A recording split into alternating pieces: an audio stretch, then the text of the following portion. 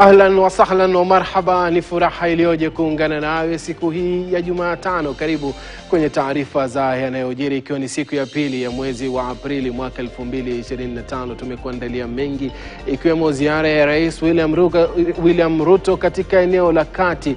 Ana yepi ambayo amewaandalia wenyeji kule? Tutakuwa tunakupeleka kuzungumza na mwanahabari mwenza Clement Masombo kuweza kufahamu yote ambayo yanazungumzwa kule katika ziara hiyo ya rais. Na je, wakazi wa Embu ambao miezi mitano iliyopita walimzomea rais alipotembelea eneo hilo, hususan kwa hafla ya kutawazwa kwa moja ya makasisi, raundi hii ambapo watakuwa naenda katika eneo lile siku ya Ijumaa, watakuwa na kipi cha kumwambia wakati atapokuwa katika ziara yake hii ambayo itakuwa inakamilika Jumamosi katika eneo hilo zima la Mlima Kenya, ambapo ziara yake ilianza kule katika eneo la Narumoru, Rumuruti, na sasa hivi leo hii akiwa nakita kambi katika kaunti ya Meru na Kirinyaga, ambapo anatarajiwa kuzungumzia masuala mbalimbali ya maendeleo na vile vile masuala ambayo yanafungamana na siasa za eneo la Mlima Kenya. Karibu sana. Mimi naitwa Suleiman Yeri. Nataka nikupeleke katika kaunti ya Meru na tuweze kusikia ni yapi yanayozidi katika eneo lile.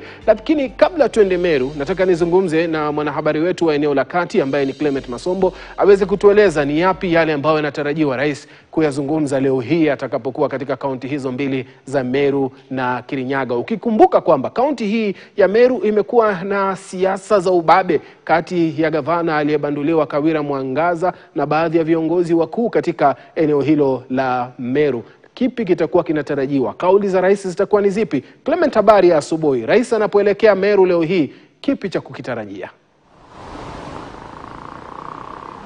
Naam, shukrani sana Yeri. Ni kweli kwamba Rais William Ruto ameingia siku yake ya pili ya ziara ya eneo la Mlima Kenya. Kama ulivyotaja ni kwamba jana alikuwa kaunti ya Laikipia na kaunti ya Nyeri, na leo ni zamu ya wakazi wa kaunti za Meru na Kirinyaga. Na kwa sasa tunavyozungumza ni kwamba yupo tayari katika kaunti ya Meru ambako ameshaanza shughuli nzima ya ukaguzi na ufunguzi wa miradi ya maendeleo, na leo tunatarajia kwamba akiwa kaunti ya Meru atazuru eneo bunge la Tigania, eneo bunge la Igembe Kusini na Igembe Kusini atakuwa katika Tigania, eneo bunge la Tigania West, na vile vile Tigania East na Imenti Kusini. Na huko atakuwa tu akikagua baadhi ya miradi, na miongoni mwa miradi ambayo atakuwa akikagua ni masoko.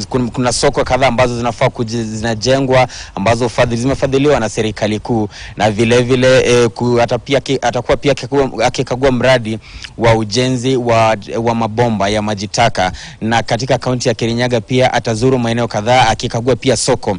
Lakini kama ulivyotaja ni kwamba ziara ya rais inajiri wakati ambapo kumekuwa na siasa kali, hasa katika kaunti hiyo ya Meru, kama ulivyosema kwamba kumekuwa na ubabe wa kisiasa kati ya aliyekuwa gavana Kawira Mwangaza na baadhi ya viongozi kutoka kaunti hiyo, na hapo hadi alipobanduliwa mamlakani gavana Kawira Mwangaza, na sasa wadhifa wake kuchukuliwa na gavana wa sasa ambaye ni Isaac Mutuma.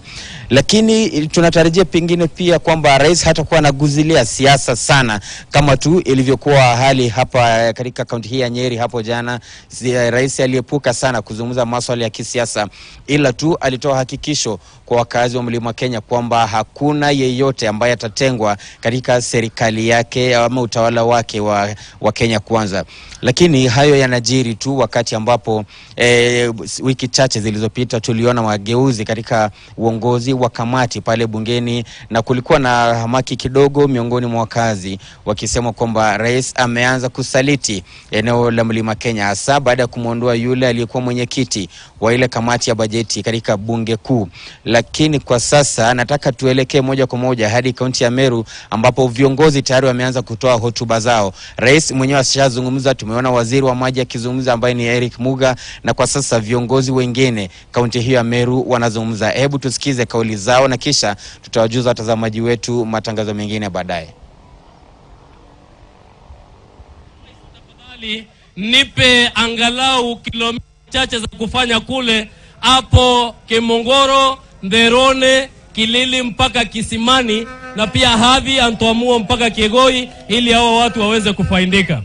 Na ya mwisho sababu umeyatenda mengi, hapa Maua tuko na walimu.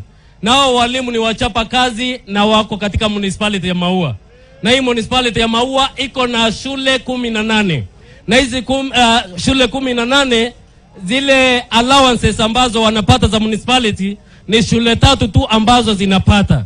Weza kutusaidia pia hizi zingine shule 15 ziweze kupata hiyo allowance ya hardship, ili pia wao wakisaidia watoto wetu waweze kusaidika zaidi. Na tunashukuru sana sababu umeajiri walimu zaidi sasa ya 80,000 wale ambao wanatusaidia hapa. Na niambie watu ambao wakati huu wanasema hakuna kazi ambayo inafanyika, mkuje hapa Maua, mkuje hapa Igembe South, muone ile kazi ambayo rais wetu William Ruto ameweza kuifanya. Mumeona kazi ama mjaona watu wangu wa Igembe South? Ibone tangu ya rais William Ruto. Ibone tangu ya rais William Ruto. Imbone na njara bravo ne tangu ya rais William Ruto. Rais hapa Igembe South tuko na KMTC. Wakati ambapo nilianza hii KMTC walikuwa wanaona ni kama ni shule ya hapa. Wewe ulikuja hapa last year ukaweza kutuinulia ile shule, ukatupatia school bus na nilileta hapa ya kusaidia wanafunzi wa pale. Na pia saa hizi umeweza kuadvertise hostels pale Maua KMTC ambazo zitajengwa pale kusaidia hawa watoto. Nikwambia Kendani Technical Training Institute ulinipatia milioni 10 na nikaongeza yangu milioni 10.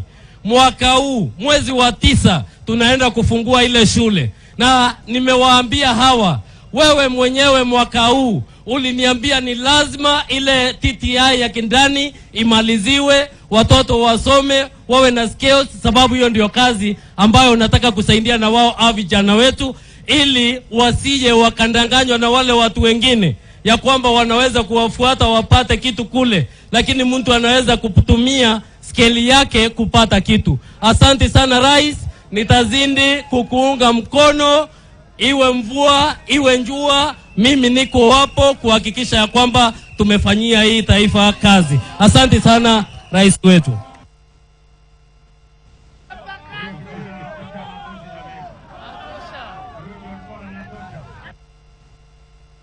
Nikueleze Mheshimiwa John Paul, hii Huduma Center tumeanzisha hapa leo. Ndani ya miezi 5 itakuwa imekamilika, vijana wa hapa watafanya kazi pale. Vile vile mimi nataka niongee na vijana wa hapa Meru. Vijana wa Maua muko? Mbona sisikii sauti ya vijana wa Maua? Vijana muko? Vijana, mimi nataka munisikize kwa makini. Kama serikali ya Kenya, kwa mara ya kwanza tuko na mpango ya kupanga ajira ya vijana wetu. Affordable housing ambayo tunajenga hapa, market ambayo tunajenga hapa, ni kwa sababu tunataka vijana wetu wapate ajira. Jambo la pili, tumejenga County Aggregation and Industrial Park tuweze kufanya value addition, tuweze kufanya agro processing, kwa sababu tunataka vijana wetu wapate ajira. Jambo la 4, huyu John Paul na wabunge wote wa taifa letu la Kenya, nimewaambia na tumewapatia pesa ya kujenga ICT hub. Kila ward ya taifa letu la Kenya iwe na ICT hub, kwa sababu kama serikali tumekubaliana na kampuni za kimataifa kwamba tuko na vijana wafanyikazi, vijana wenye nidhamu wa Kenya, wenye elimu, ambao wanaweza kufanya kazi kampuni zote duniani. Kwa sasa tuko na vijana zaidi ya 1190 wanafanya kazi ya digital jobs, na tunataka hawa vijana waongezeke. Wakati tutajenga ICT hub hapa, huyu John Paul ajenge, mimi nitaweka internet, na huyu mheshimiwa Kabogo pale tutaweka stima, na pale tutaweka waalimu ambao watawafundisha hawa vijana kazi ya digital jobs. Nyinyi vijana mko tayari kwa hiyo kibarua? Vile vile tumesign bilateral labor agreements na nchi nyingi duniani, ili vijana wa Kenya wale wako na ujuzi, wale wametoka TVET, wale wametoka university, waweze kupata ajira Marekani, Ujerumani, Ufaransa, UAE, Dubai na sehemu zingine. Mimi nawauliza vijana wetu hapa, tulikubaliana kazi ni kazi. Kwa mjengo kuna kazi, kwa walimu kuna kazi, kwa digital jobs kuna kazi, kwa agro processing kuna kazi. Hiyo kazi zote wewe ujipange na kazi moja hapo, ujisalishie nafasi yako, ulinde familia yako, ujenge taifa letu la Kenya. Vijana tumekubaliana kila mtu jameni atafanya kibarua. Mtatafuna nafasi katika hiyo nafasi yote. Wacha nichukue nafasi hii nimuulize Mheshimiwa William Kabogo, waziri wetu wa ICT, ambaye sasa kazi yake ni